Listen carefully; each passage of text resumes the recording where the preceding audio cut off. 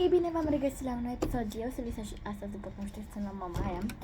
Vreau să vă arăt casa mea de pe Toca-Boca și ce mi-am băgat eu bani în Toca-Boca. Nu mi-am băgat vreo 20 de lei atâta, cam 30, nu știu, deci uitați-mi telefonul.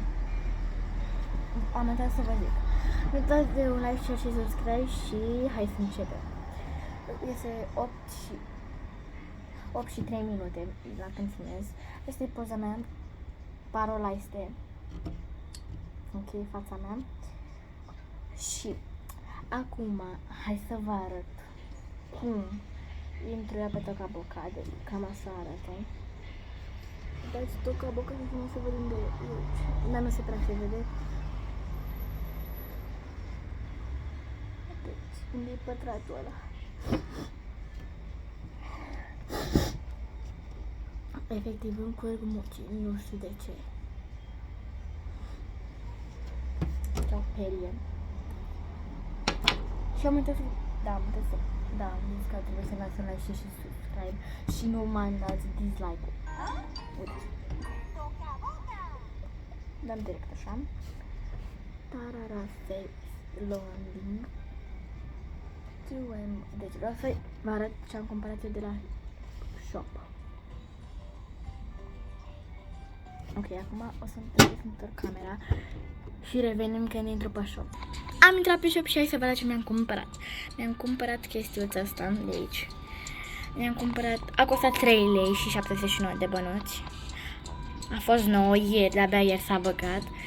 Și mi-am cumpărat hăinuțele astea, părlările astea, ochelarii și pălările și ventițele astea. Și aici ne arată cum putem să îmbrăcăm pe oameni. Aici așa. Mi-am mai cumpărat o casă foarte frumoasă. Mie mi-a plăcut cel mai mult dintre toate. A costat, cred că vreo 13 lei sau 12 lei. Ce arată? Cam așa arată casa. Are 2 etaje.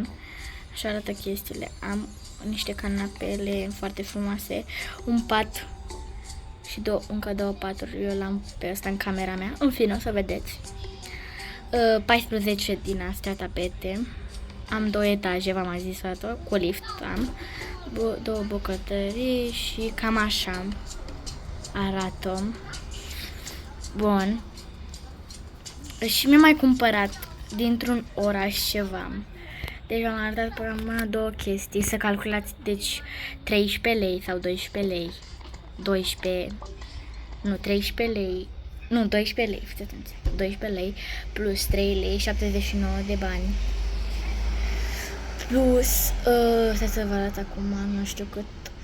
Plus încă 3 lei, 79 de bani. Și plus încă 13, nu, plus încă 12. Să calculați, să ziceți în comentarii dacă nu sunt dezactivate. Și mi-am cumpărat molul și secția de poliție sau aici unde e judecător. Bun, mi-am cumpărat. Acum hai să intrăm în casa mea. Deci cam aici este casa mea. Uitați ce frumoasă este! Și poate facem și un roleplay. Vedem. Bun.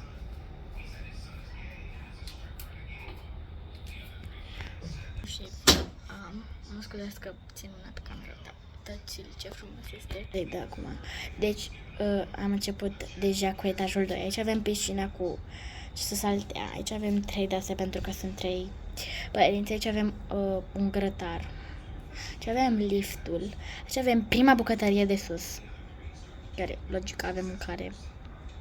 Dar în cealaltă nu avem mâncare și nu avem nici aici. Ce este camera părinților. Ce este baia de sus. Și aici este camera mea. Uitați hainele mele, cremele. Și aici am chestii de aranjat. Să ne aranjăm, să ne facem frumoase. În sertare n-am mare chestii, am telefonul, am joc și am un carnețel.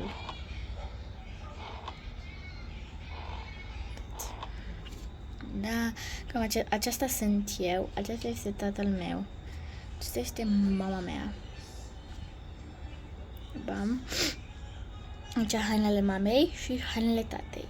Aici sunt, nu știu, pentru că când plecăm undeva, telefoanele lor, deci și pentru mama. Păi, ce fac? Da. Bun, pentru tata aici. Ok, aici avem carticică, bani și telefonul. Și în ultimul setar, scuzați-mă că râdeam, mă fac părinții mei să râd. Aici am o șapcă de care nu folosește nimeni. Bun, și acum hai să-i schimbăm. Mai întâi o să mă schimb pe mine. Bam. În ce haină ziceți? Eu o să merg doar așa o haină la nimerală. Uite asta pe care am avut-o. Uitați. Uitați cum. Da, știu că e cald afară. Oh my god, e cald afară.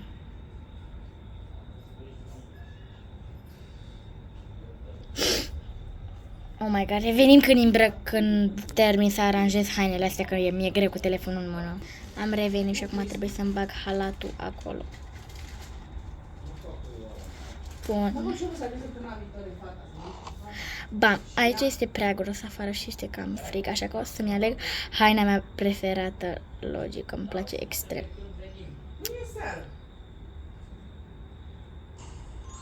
Ce frumos îmi stă.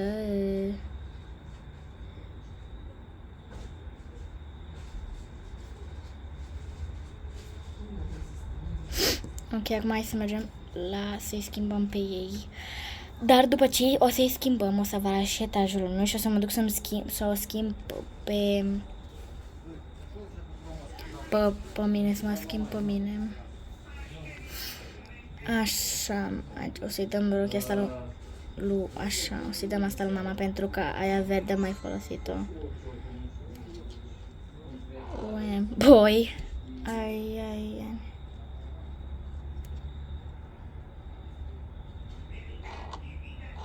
Ba, mă schimbă și pe ăla. Mă schimbăm pe tata în...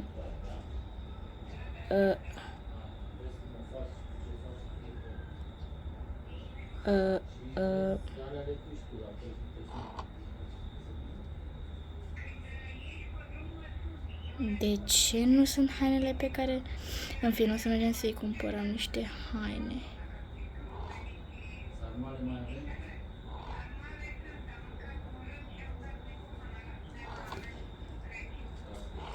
Însă, ok, o să-l îmbrăcăm.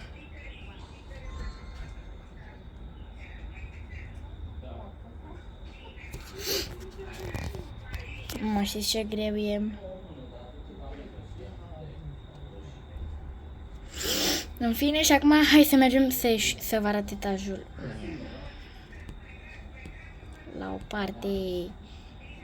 Ok, aici e etajul 2. Și revenim cu etajul 1. Ok, am revenit și cu etajul 1. Aici avem sufrageria cam goală. Și aici avem un canapea pentru mine. Baia de jos. Bucătăria care n-are frigider. Și acum hai să mergem încolo. Aici avem camera de gaming a mea. Și în rest ușa. Și aici avem și o poștă. Și acum hai să ieșim din casă. Să mergem să o schimbăm pe fata mea. Adică pe mine. Și da. Suem, boy. Ai.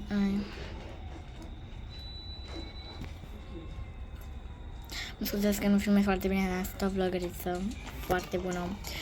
Și o să mai scrieți în comentarii, în afară, cât e rezultatul la câți bani mi-am băgat eu. Deci calculați așa. 3 cu 3 plus 12 plus încă 12. Ok. Mai intrăm pe mine. Și mai vreau să-mi scrieți în afară de asta care este youtuberul vostru preferat. Youtuberul meu preferat este Teo Zeciu. Deci vreau să fac o poză cu el. Îmi doresc extrem de mult. Băi, păr.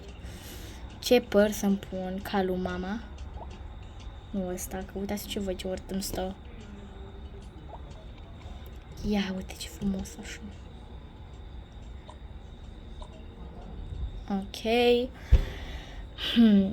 Și acum, după cum v-am arătat casa, o să vă arăt, acum o să mergem să-i alegem haine tatălui, pentru că nu mai sunt hainele pe care le aveam și nu știu de ce.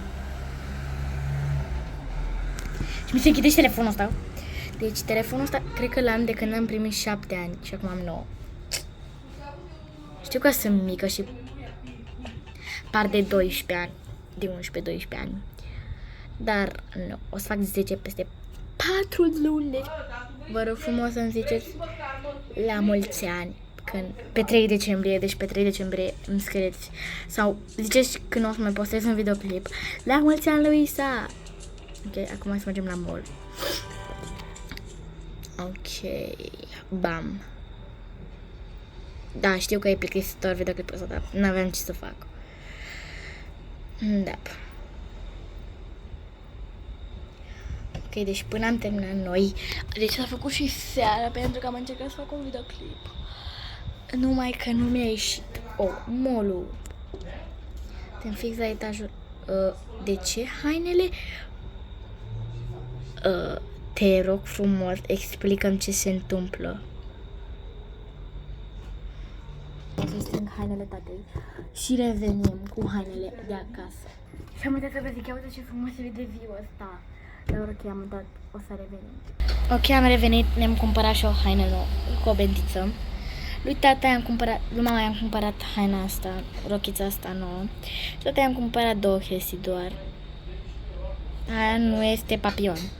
Deci, nu, dacă vreți să vă arăt, nu e papion. Dar de ce nu se focalizează? Uitați. Nu e papion. Bun, și să-l schimbăm în haina nouă. Wow, ce tare e bine.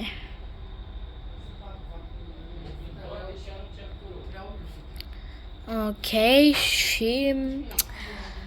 da, v-am arătat. Și acum hai să vedem cum, dacă în caz de n-aveți, dar nu știu cum nu puteți să aveți, vreau să vă arăt unde am găsit diamantele, dar în caz de nu știți, dacă știți, nu mă interesează, vreau să arăt. Și după ce arăt diamantele, trebuie să închid videoclipul.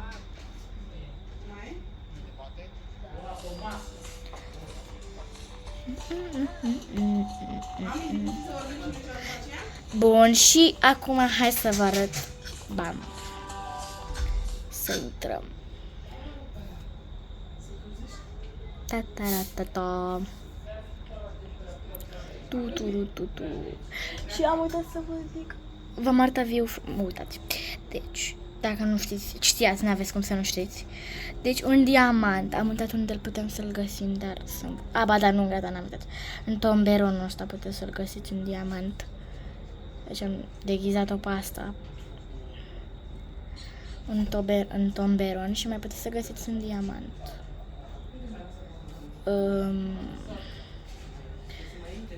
Nu mai știu pe unde. Uite aici unul. Deci veniți în camera să fie aici o chestie și că o să găsiți o poză cu un diamant mov și negru. Aici o să fie mov și în partea o să fie negru. Sper că v-a plăcut episodul, nu uitați să dați un like, share și subscribe și ne vedem data viitoare. Pa!